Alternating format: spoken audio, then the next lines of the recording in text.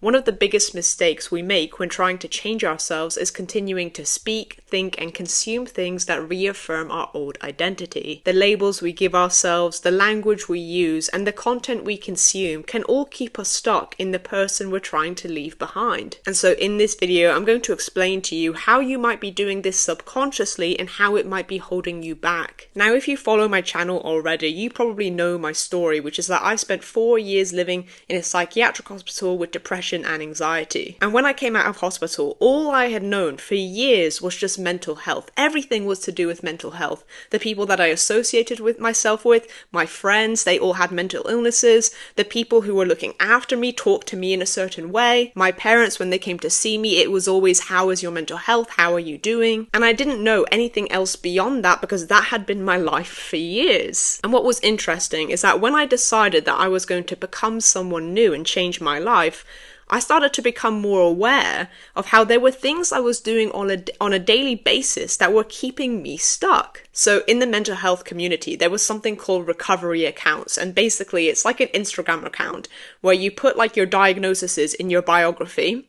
And then you follow other people who are also recovering from their mental illness. So like you post updates about how you're doing, you see other people's updates, and you can message each other, whatever. And what I started to notice is that every time I would kind of try and have a good day, or I would try and do things that were helpful to myself, I would open up my Instagram and I would see these recovery accounts, and I would be reminded again of how my life is to do with mental health. And so I could have been in a really good mood, and then suddenly I open my Instagram and I start to see how someone else is suffering, or I start to see how they have this new label or this diagnosis or something has happened to them. And I started to realize that the things I was consuming or exposing myself to was triggering me back into my old identity. Now, another part of this is the diagnoses and labels that we use, and I'm trying to be very careful with how I word this because I know this is a sensitive topic. But let's take anxiety as an example, right? I had anxiety. I had the diagnosis, whatever.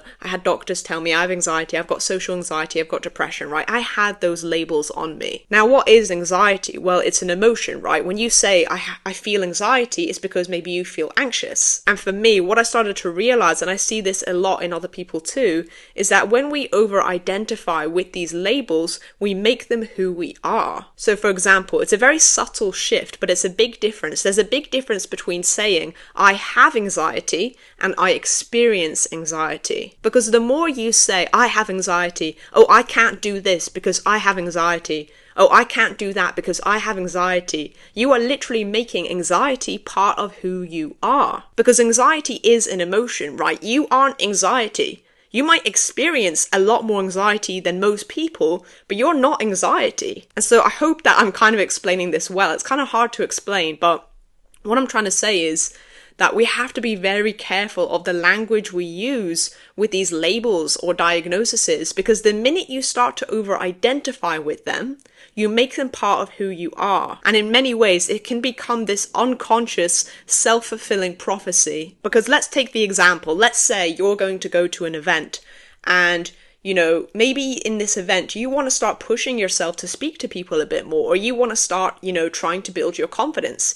Well, if you keep telling yourself, I have anxiety, look at my diagnosis, before you even get to the event, you are already projecting that you will experience anxiety. Whereas if you stop identifying it in that way and instead say, I'm someone who experiences anxiety, well, now you leave an open door that maybe when you go to this event, maybe anxiety will come up, or maybe it won't. Now, I'm trying my best to explain this, but this isn't me also saying that just because you change your language or just because you stop over-identifying with these labels doesn't mean the symptoms are going to go away. No, of course not. I literally had severe social anxiety for years, right? And just because I stopped over-identifying with that label didn't mean that I didn't feel it. Of course, I still felt it in every situation. But what I was starting to do was allow myself to grow into a different version of me instead of keep on reaffirming who I think I am. Oh, I'm Heather with social anxiety. Oh, I'm Heather with anxiety and depression. I stopped saying those things and instead I started to say,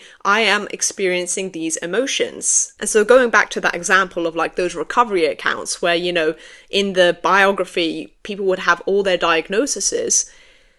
in a way, the same labels that can empower you are also the same labels that can cage you. Because just think about it like this, right? Let's say someone has ADHD and they grew up feeling very different from other people, like they learnt in a different way. Well, let's say when they became an adult, they found out that they have ADHD and now they're learning about ADHD and it feels so empowering. That's great. There's nothing wrong with that. That is so great that they now understand themselves a bit more. However, that label can also become a cage, because what happens is we start to think that this is who we are, this is how I am, and there's no other way around it. And so what happens is, in situations when someone says, oh, why don't you try do this? Oh, why don't you do this? We immediately say, and I see this all the time in my comments with things, we immediately say, oh, I have depression, so I can't do that. Oh, I have anxiety, so that's not for me. Oh, I have ADHD, so no, I'm not going to try that. And so what we are doing is we are over-identifying with these labels to the point where we're not allowing ourselves to grow past them. Now, again, I'm not saying that you need to stop labeling yourself. I'm not saying that you need to throw away your diagnoses. I'm not saying that at all. What I am saying is to become aware of how you speak about yourself. And do you keep over-identifying with these labels? Are you stopping yourself from trying different things or acting in new ways because you keep telling yourself, oh, well, I can't do that because I have this diagnosis or this label, or I had this thing happen to me? And whether you realize it or not, the language you use is very powerful. If you keep telling yourself, I have anxiety, I have social anxiety, I'll never be able to speak to other people, all you are doing is teaching your subconscious mind that those beliefs are true, because you keep telling yourself there's no space for me to grow beyond that. And this is the stuff I started to become aware of that I was doing when I was trying to change myself, the language I was using to talk about myself. The things I was consuming on my phone. Let me give you another practical example of this, maybe more relatable for people, is let's say you're trying to become this fit and healthy person, right? Let's say you want to start eating more whole foods, you want to go for walks more, maybe you want to take up running, but a lot of your social media is looking at let's say food porn, right? Maybe this is a stupid example, but I do actually think it's true.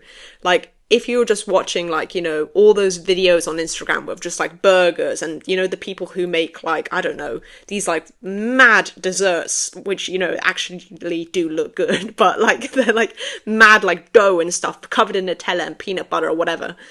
The truth is, would your new identity, who is looking after their health, eating whole foods, blah blah, what do you think that they would be looking at that type of stuff? Probably not. Now, of course, there is nuance to this, okay? There is people out there who do that. Okay, fair enough. There is nuance to all of what I'm saying.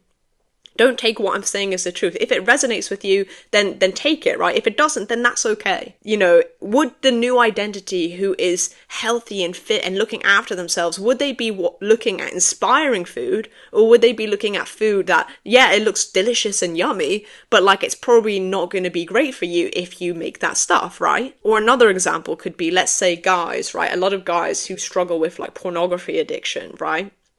A lot of them, they'll want to overcome the pornography addiction, whatever, but yet on their Instagram is filled with models that they follow. They just follow all these women that they fancy. And so of course, let's say they're trying to go about their day, they're trying to make good choices, and then they open up their Instagram and then they get triggered back into the old identity of who they're trying to leave. Because everything that you consume, the language you use and the labels you use to describe yourself have a big impact. And so the point of this video is to make you reflect on how may you be holding yourself back through the language you use to describe yourself, the labels that you over-identify with, and the things that you are consuming on a daily basis that are triggering you back into your old ways. Are you allowing yourself to grow into a new version of you, or do you keep reaffirming the old identity who you're trying to move away from? This is something I see in so many people, and even though it might be subtle, it's also very impactful. And so I hope this video made you think. Thank you for watching, and I'll see you in the next one.